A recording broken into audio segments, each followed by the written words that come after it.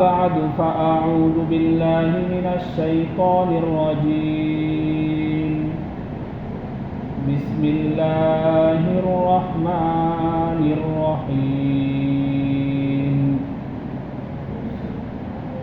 لقد جاءكم رسول من أنفسكم عزيز عليه ما عنتم حريص عليكم بالمؤمنين رؤوف رحيم وقال النبي صلى الله عليه وسلم لكل نبي دعوة مستجابة فتعجل كل نبي دعوته وإني اختبأت دعوتي شفاعة لأمتي يوم القيامة أو كما قال عليه الصلاة والسلام بارك الله لنا ولكم في القرآن العظيم ونفعنا وإياكم بالآيات والذكر الحكيم الحمد لله আল্লাহ পাক রব্বুল আলামিনের দরবারে লাখো কোটি শুকরিয়া। মহান আল্লাহ পাক রব্বুল আলামিন তার পবিত্র হুকুম জুমার নামাজ আদায় করার জন্য মসজিদে আসার, বসার এবং কিছু দিনই কথাবার্তা বলার ও শোনার তৌফিক দান করেছেন।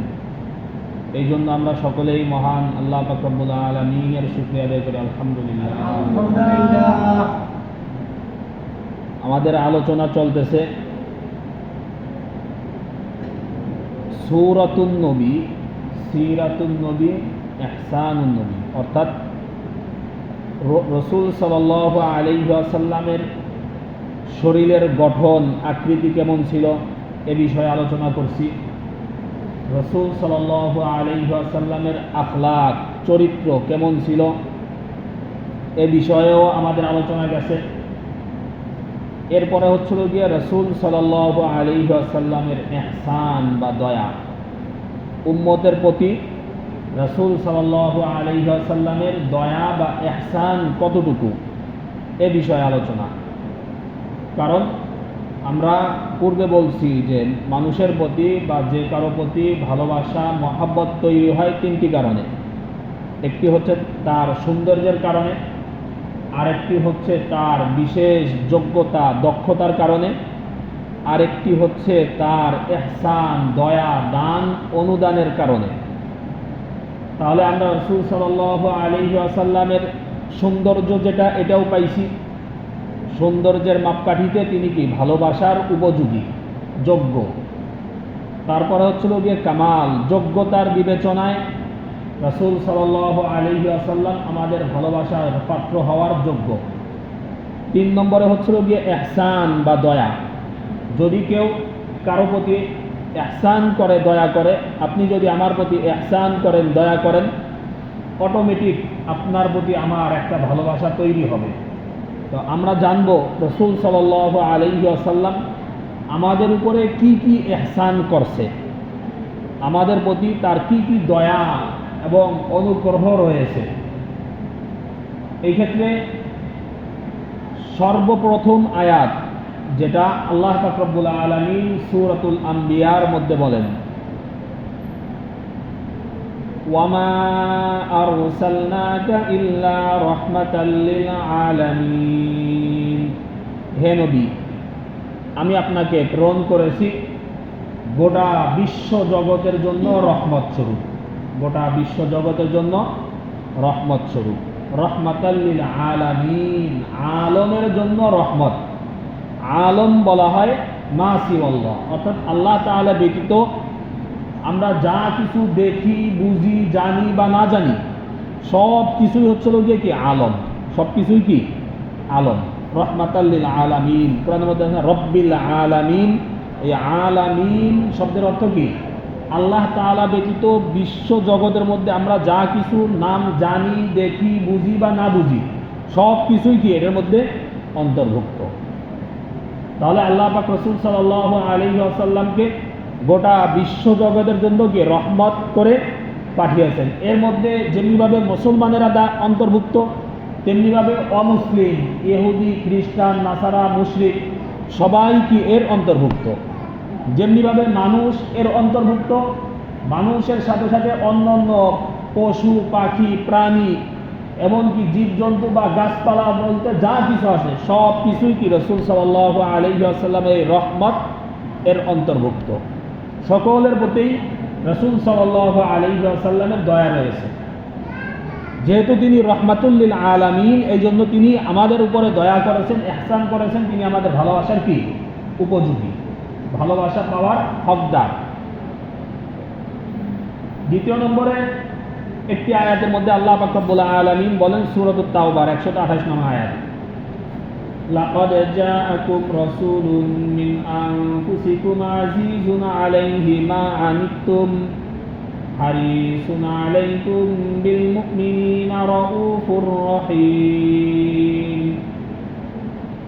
এখানে আল্লাহ পাক রব্বুল আলামিন বলতেছেন লাকাদ জাআকুম রাসূলুম মিন আনফুসিকুম, যে তোমাদের নিকট তোমাদের স্বগোত্রীয় তোমাদের জাতীয় থেকে একজন নবী রসুল এসেছে। অর্থাৎ আল্লাহ পাক রব্বুল আলামিন আমাদের জাতি থেকে, আমাদের গোত্র থেকে, আমরা যে অবকাঠামো থেকে তৈরি, এই অবকাঠামো থেকে তৈরি একজন রসুলকে তিনি পাঠিয়েছেন।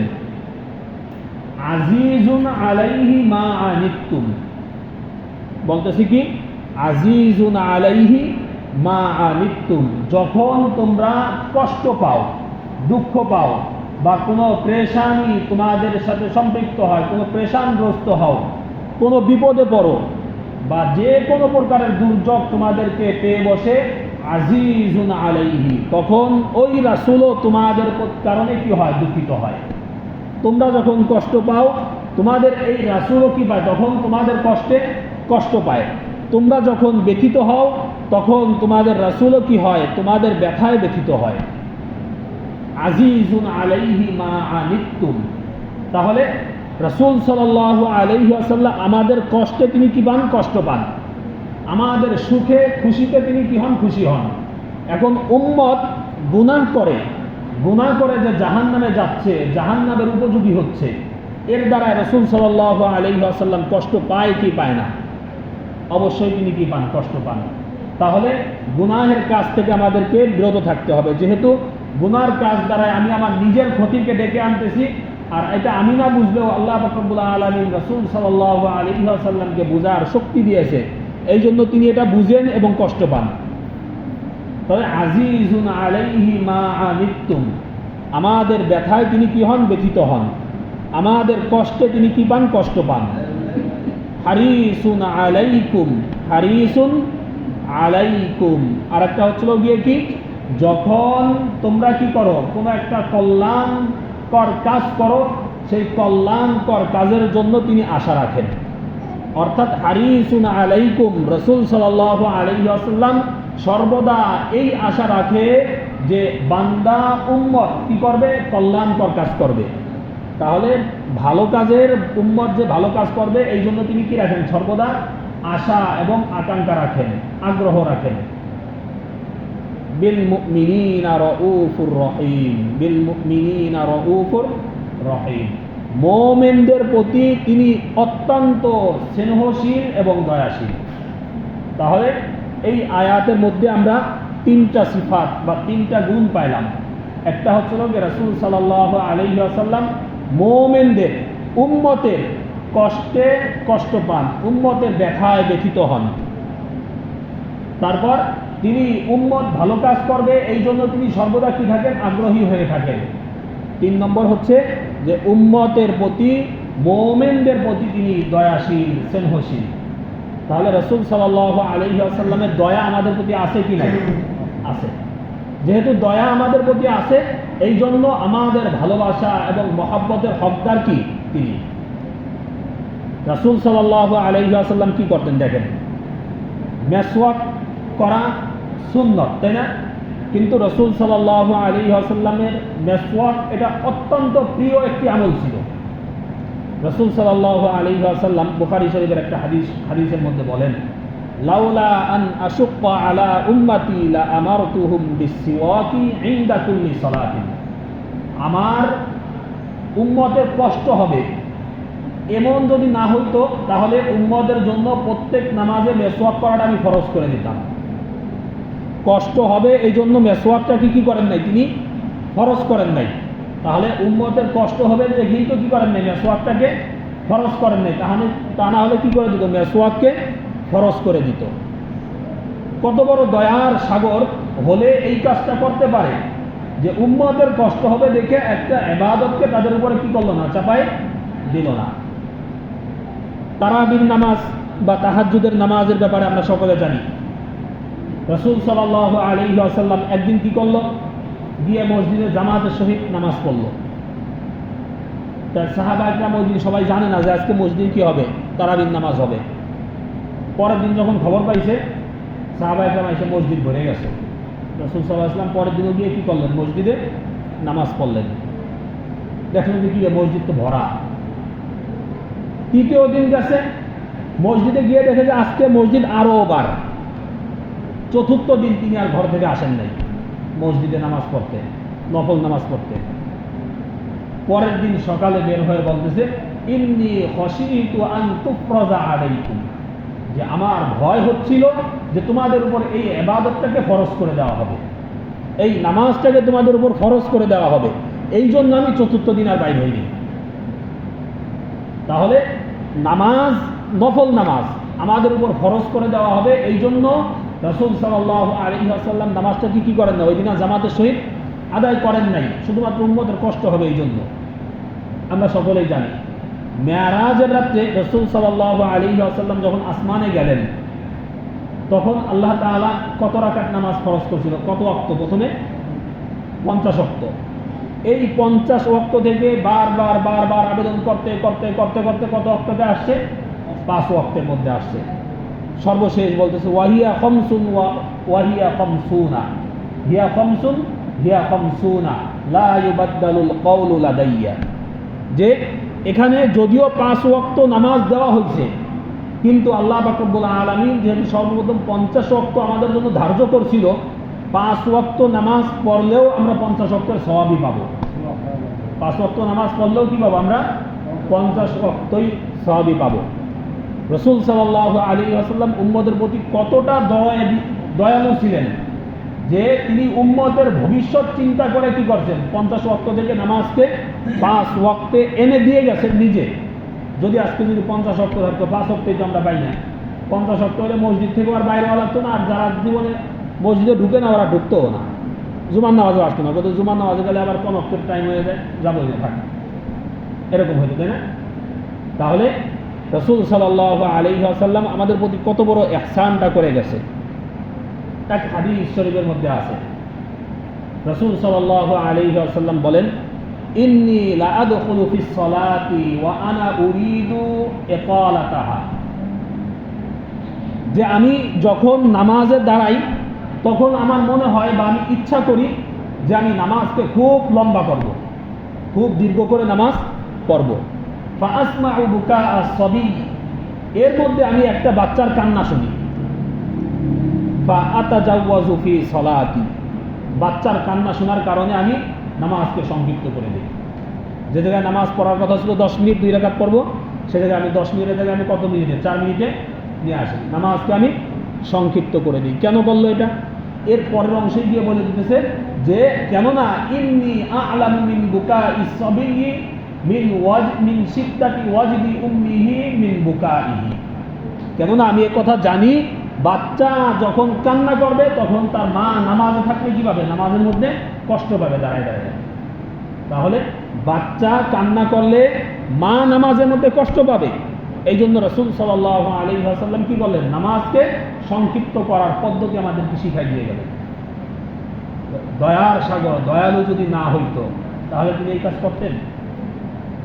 রাসূল সাল্লাল্লাহু আলাইহি ওয়াসাল্লাম আরেক হাদিস শরীফের মধ্যে বলেন, লিকুল্লি নাবিয়্যিন দা'ওয়াতুন মুস্তাজাবাতুন فتعجل كل نبي دعوته وإني اختبأت دعوتي شفاعة لأمتي يوم القيامة. এই হাদিস শরীফের মধ্যে রাসূল সাল্লাল্লাহু আলাইহি ওয়াসাল্লাম বলতেছেন, প্রত্যেক নবীর জন্য আল্লাহ পাক রব্বুল আলামিন দাওয়াতে মুস্তাজাবা একটা দিয়েছে, অর্থাৎ এমন একটা দোয়া দিয়েছে যে এই দোয়াটা করলেই আপনি কবুল।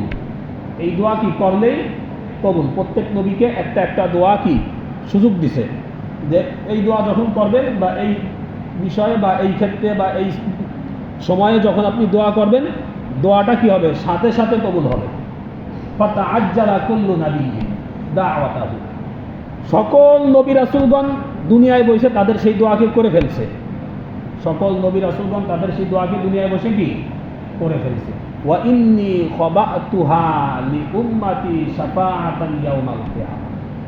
রাসূল সাল্লাল্লাহু আলাইহি ওয়াসাল্লাম বলতেছে, আর আমি আমার দোয়াটাকে কাল কিয়ামতের দিন আমার উম্মতের সুপারিশের জন্য কি করে দিয়েছি, রিজার্ভে রেখে দিয়েছি। তাহলে এটা কি আমি আপনি কি কল্পনা করতে পারবো? এটা আমার আপনার পক্ষে সম্ভব না। রাসূল সাল্লাল্লাহু আমরা আমাদেরকে এই সুযোগ দিলে আমরা কি করতাম, সাথে সাথে চাই নিতাম। এখন যদি তারেক রহমান এসে যদি কয় যে যার যা লাগবে চাও দিয়ে দিব, কালকে কি হবে না হবে এটা আমি কি ভাবতামও না, এখনই চাই নিতাম, তাই না? কিন্তু রাসূল সাল্লাল্লাহু আলাইহি ওয়াসাল্লাম কি করছেন, উম্মতের কথা ভেবে উম্মতকে সর্বদা সহজতার শিক্ষা দিয়েছেন। বুখারী শরীফের এক হাদিস শরীফের মধ্যে রাসূল সাল্লাল্লাহু আলাইহি ওয়াসাল্লাম বলেন, ইন্নাদ দীনা ইউসরুন ওয়া লা ইউশাদ্দা আহাদুন ইল্লা গালাবাহু ফাসাদ্দিদু ওয়া কারিবু ওয়া আবশিরু ওয়াস্তাঈনু বিল গাদওয়াতি ওয়ার রাওহাতি ওয়া শাইইন মিনাদ দুলজা। বলতেছে ইন্নাদ দীনা ইউসরুন, দিন হচ্ছে সহজ। দিন কি সহজ, ধর্ম সহজ, ইসলাম সহজ। ইসলাম কি সহজ। কারণ চুরি করে হাত কেটে ফেলে কি কঠিন না? একজনের যদি হাত কাটে আজকে সদরপুর বাজারের মধ্যে দাঁড়ায়, গোটা সদরপুরের মধ্যে আগামী 1 বছর কোনো চুরি হবে না। এই যে দেশের মধ্যে যত ধর্ষণ বা যা কিছু হচ্ছে, আজকে 5 জনকে যদি ধর্ষণের মামলায় ফাঁসি দেয় প্রকাশ্যে, আগামী 5 বছরের মধ্যে বাংলাদেশে কোনো ধর্ষণ হবে না। এটা দেখেন, আফগানিস্তানের মধ্যে ধর্ষণ একেবারে 0 কোটায় আছে, বছরে কোনো ধর্ষণের কোনো মামলা নাই। কারণ তারা 1টা বা 2টা স্টেডিয়ামের মধ্যে নিয়ে কি করছে, ধর্ষণের বিচার করছে। ধর্ষণ করছে, ধর্ষণের বিচার কোথায় করছে, স্টেডিয়ামের মধ্যে নিয়ে করছে। আমরাও স্টেডিয়ামে যাই, তারাও যায়। সাহাবা একরামও কি করতো, স্টেডিয়ামে যাইতো, খেলার মাঠে যাইতো, আমরাও যাই। সাহাবা একরাম এইগুলি দেখার জন্য যাইতো যে একজন ব্যক্তি যদি আরেকজন ব্যক্তির উপর যদি জুলুম করে, অত্যাচার করে, তাহলে তার শাস্তি কি হয়, এটা দেখার জন্য যাই। আর আমরা যাই অশ্লীলতা দেখার জন্য। তাহলে এই হাদিসের মধ্যে কি বললেন যে ইন্নাদ দীনা ইউসরুন, দিন হচ্ছে সহজ। দিন কি সহজ। ওয়ালা ইউশাদ্দা আহাদুন ইল্লা গালাবাহু, বলতেছে কেউ যদি এটাকে কি করে নেয়, কঠিন করে নেয়, সে তার নিজের উপরেই কি করবে, কঠিন করে নিবে। কেউ যদি কঠিন করে নেয়, তার নিজের জন্যই সে কি করলো, কঠিন করে নিল। ফাসাদ্দিদু ওয়া কারিবু ওয়া আবশিরু, তোমরা কি করো, দিনকে সহজ করে নাও, দিনের সংস্পর্শে থাকো, এবং তোমরা কি করো, সকাল সন্ধ্যা ও রাতের কিছু অংশ আল্লাহ পাক রব্বুল আলামিন থেকে সাহায্য চাও। তাহলে এই হচ্ছিল গিয়ে রাসূল সাল্লাল্লাহু আলাইহি ওয়াসাল্লাম আমাদের প্রতি দয়া। তিনি আমাদের প্রতি দয়া করতে গিয়ে কত কিছুই না করছেন। আমাদের অবস্থা কি? আমরা কি রাসূল সাল্লাল্লাহু আলাইহি ওয়াসাল্লাম তিনি আমাদেরকে যতটুকু ভালোবাসছেন, আমরা কি তার কিঞ্চিত পরিমাণ তাকে ভালোবাসি? আমরা সকলেই তো বলি কি প্রিয় নবী, আমাদের প্রিয় নবী, আমরা এই দাবিটা আমরা সবাই করি।